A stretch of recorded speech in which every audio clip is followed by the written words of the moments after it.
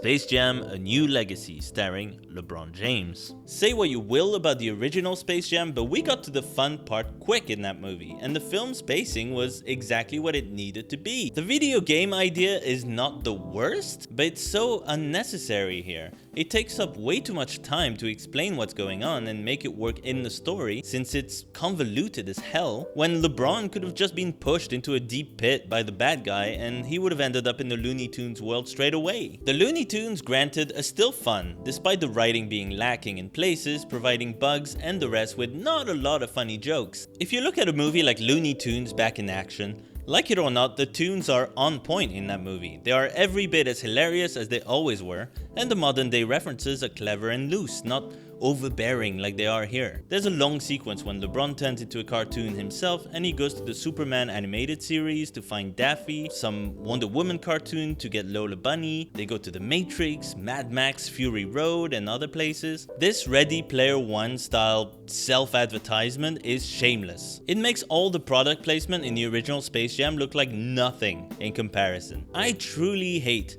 that this movie is just a big ad for HBO Max because it distracts so much from what the movie should have been about. Even then, this is the best part of the movie. It's shameless, but at least it's entertaining.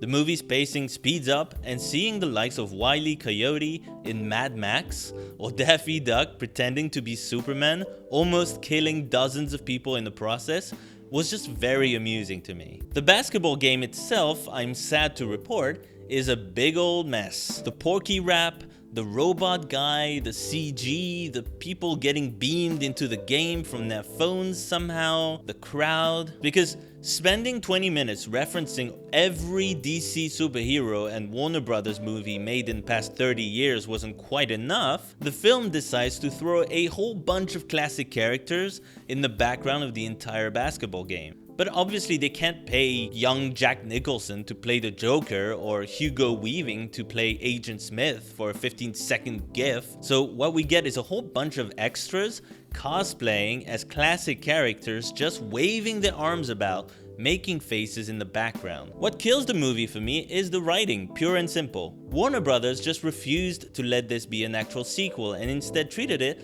like a hollow reboot stretched out to include as many advertisements as possible. LeBron James, as hard as he tries, fails to capture Michael Jordan's charisma in the original film, and the entire algorithm plot is frankly god-awful. On the plus side, the Looney Tunes are likable, the CG does look nice enough, and like I said, the cartoon sequence is a lot of fun, so some of you will definitely find things to enjoy here.